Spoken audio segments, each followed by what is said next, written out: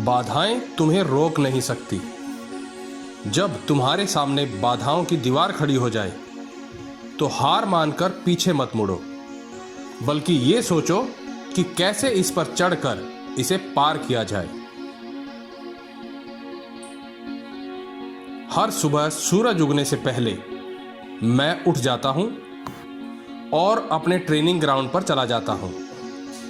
Training ground पर मैं सबसे पहले पहुंचकर अपनी प्रैक्टिस शुरू कर देता हूं और बाद में जब लोग वहां आते और शाम तक प्रैक्टिस करके चले जाते, तब भी मैं वहां पर कुछ और घंटे के लिए रुककर प्रैक्टिस करता था, क्योंकि मैं जो कर रहा था मुझे उस काम में बेस्ट ऑफ द वर्ल्ड बनना था। ये वर्ड्स उस लेजेंड के हैं जिसे हम माइकल जॉर्डन के नाम से जानते हैं। माइकल जॉर्डन को गॉड ऑफ द बास्केटबॉल कहा जाता है। हम आज आपको उसकी लाइफ की मोटिवेशनल स्टोरी बताते हैं। माइकल जॉर्डन सन 1963 में ब्रुकलिन के एक स्लम एरिया में पैदा हुआ था, इसलिए वह काफी गरीब परिवार से था। माइकल की सोच हमेशा कुछ बड़ा करने की होती थी, जिससे कि उनकी गरीबी की प्रॉब्लम सोल्व हो जाए।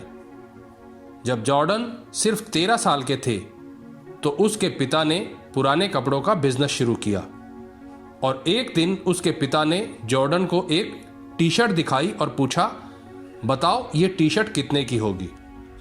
जॉर्डन ने सोचते हुए कहा कि $1 की होगी। उसके पिता ने कहा, लेकिन तुम कुछ भी करके इसे $2 की बेच के दिखाओ। जॉर्डन अपने दोस्त के घर गया, वहां उस सेकेंड हैंड टी शर्ट को अच्छे से क्लीन किया और फिर घर पर आयरन ना होने के कारण उसे ढेर सारे कपड़ों के नीचे सीधा करने के लिए रख दिया। अगले दिन देखा कि टी शर्ट पहले से अच्छी दिखाई दे रही थी।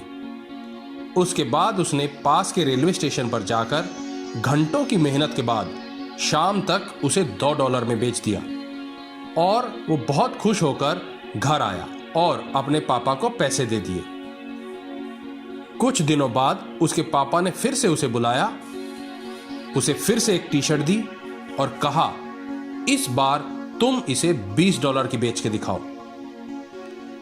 जॉर्डन को इस बार यह थोड़ा मुश्किल लगा कि कौन यूज टी शर्ट को $20 में खरीदेगा, लेकिन जॉर्डन ने अपने पिता की इस बात को मना नहीं किया, बल्कि सोचने लगा कि अब इस टी शर्ट को कैसे $20 में बेचा जाए।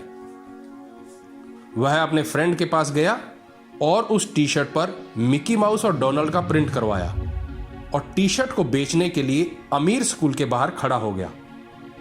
तभी अपने पेरेंट्स के साथ आ रहे एक अमीर बच्चे ने वह टी शर्ट देखी जो उसे बहुत पसंद आई और उस बच्चे ने वो टी शर्ट $20 में खरीद ली, साथ ही उसे $5 की टिप भी दी। इस तरह जॉर्डन ने उस पुरानी टी शर्ट को $25 में बेचा और खुशी खुशी घर आकर अपने पापा को बताया। तो दोस्तों ये विनर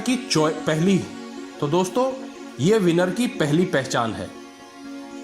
जब जॉर्डन घर पहुंचे तो पापा ने उसे फिर एक और टी शर्ट दी और इस बार उसे कहा कि जाओ ये $200 की बेच के दिखाओ। जॉर्डन ने इस नेक्स्ट टू इम्पॉसिबल वाले चैलेंज को भी एक्सेप्ट किया, क्योंकि वह हर बार सफल हो रहा था। इस बार उसने 2-4 दिन का समय लिया, क्योंकि उसे कुछ समझ नहीं आ रहा था कि उस टी शर्ट का दाम $1 से बढ़ाकर $200 कैसे किया जाए। कुछ दिनों बाद चार्ली द एंजल एक शो आता था। उसकी मेन लीड जो काफी फेमस थी, वह किसी कॉन्फ्रेंस के लिए न्यूयॉर्क में आने वाली थी। बस जॉर्डन के माइंड में एक आइडिया आ गया। उसी दिन जॉर्डन भी वहां पहुंच गया और उस कॉन्फ्रेंस के बाद जॉर्डन जैसे तैसे करके पुलिस का घेरा तोड़ते हुए एक्ट्रेस से ऑटोग्राफ मांगने चला गया। मासूम से बच्चे को देखकर एक्ट्रेस ने मना नहीं किया और उस एक्ट्रेस ने उस टी शर्ट पर अपने ऑटोग्राफ दे दिए। जॉर्डन टी शर्ट लेकर वापस घर आ गया। अब जॉर्डन ने उस टी शर्ट को नीलाम करने का सोचा और वहां का एक बिजनेसमैन जो उस सेलिब्रिटी का बहुत बड़ा फैन था, उसने उस टी शर्ट की बोली $2000 लगाई, यानी वो टी शर्ट $2000 में खरीदी। जब जॉर्डन ने वह $2000 अपने पापा को दिए तो उनकी आंखों में आंसू आ गए और वो बोले कि बेटा, तू जिंदगी में कुछ भी कर सकता है। इसी बात को याद करते हुए माइकल ने एक इंटरव्यू में कहा, जहां पर पॉजिटिव सोच होती है वहां रास्ते अपने आप बन जाते हैं। और वही पोटेंशियल जॉर्डन को एक दिन बास्केटबॉल में सबसे टॉप पर लेकर आया। आज माइकल जॉर्डन दुनिया के सबसे महंगे एथलीट में से एक हैं, जिनकी नेटवर्थ $2 बिलियन है। दुनिया की सबसे बड़ी sports manufacturer company Naik basketball में यूज होने वाले शूज भी जॉर्डन के नाम से बनाते हैं। जॉर्डन बास्केटबॉल के अब तक के सबसे महंगे खिलाड़ी हैं। एक स्लम से लेकर बिलियनर बनने के सफर के बारे में जॉर्डन कहते हैं, कुछ लोग काम करना चाहते हैं, कुछ लोग सिर्फ ख्याली पुलाव बनाते रहते हैं और कुछ लोग वह होते हैं जो काम करके दिखाते हैं। मुझसे यह नहीं होगा, ये तो हो ही नहीं सकता, ऐसा कैसे हो सकता है, ऐसा कहना बहुत आसान है। लेकिन अगर तुम्हें अपनी लाइफ में आगे बढ़ना है और अपने पोटेंशियल को समझना है तो चैलेंज को एक्सेप्ट करो। यही एटीट्यूड तुम्हें तुम्हारे काम में द बेस्ट बना सकता है। तो नेक्स्ट टाइम जब भी तुम्हें लगे कि तुम ये काम नहीं कर सकते तो समझ लो it's time to accept that challenge and grow. ऐसा नहीं है कि काम अपने आप में इम्पॉसिबल है। वो काम अगर तुम नहीं करोगे तो कोई दूसरा उसे कर लेगा।